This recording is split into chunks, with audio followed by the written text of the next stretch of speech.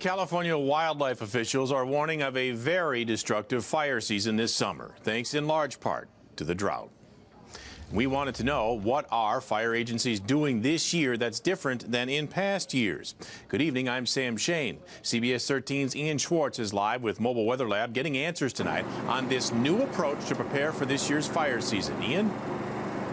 Hey, Sam, you know, they did this big press conference in front of the King Fire, the edges of where the King Fire was. And boy, that is a recent memory for a lot of us. And I wanted to show you this image. This is a satellite image that I grabbed over the weekend. And now there's funky colors to really highlight the burn scar. Look at the size of this thing. Here's Lake Tahoe to the right. And the size of this fire, which was almost 100,000 acres, is easily seen 22,000 miles above the earth. And the fear is this year, well, we could see something like that again. Don't do anything stupid. And so we have to reiterate that. That is the message. Don't do anything stupid. Strong words from state leaders about the months ahead and how badly people need to do their best not to start a fire. CAL FIRE, along with the U.S. Forest Service and local agencies, met to remind people to conserve water that will be needed to fight fires and to get rid of fuels the drought is creating.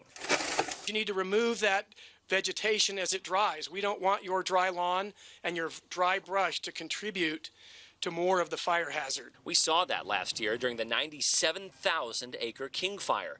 And this year, conditions are even worse. It was very nerve-wracking. Kimberly O'Connor remembers it all. Her home in Pollock Pines was so close to the King Fire, a normal life in the woods wasn't possible. We had our cars packed for a solid week because it was, it kept blowing up and then going down, and then it really blew up by Tuesday, Wednesdays. CAL FIRE is asking people to prepare, but what are they doing differently in the fourth year of our historic drought? We found out they've given $9 million to local communities to clear dead trees and brush. Also, they've worked closely with the federal government and logging industry to do the same. We are taking this very seriously.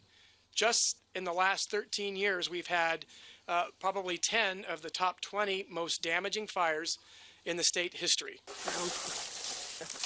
Kimberly is doing her part to clear brush and hopes people will be fire-wise this season. Just enjoy the wilderness and the mountains and driving, and just watch out, be careful. Because the homes are at stake, basically. Yeah, lives as well. At this press conference, they talked about the Sierra snowpack and how abysmal it is. I wanted to show you another satellite image. So here we have Lake Tahoe, and this should all be covered in snow right here.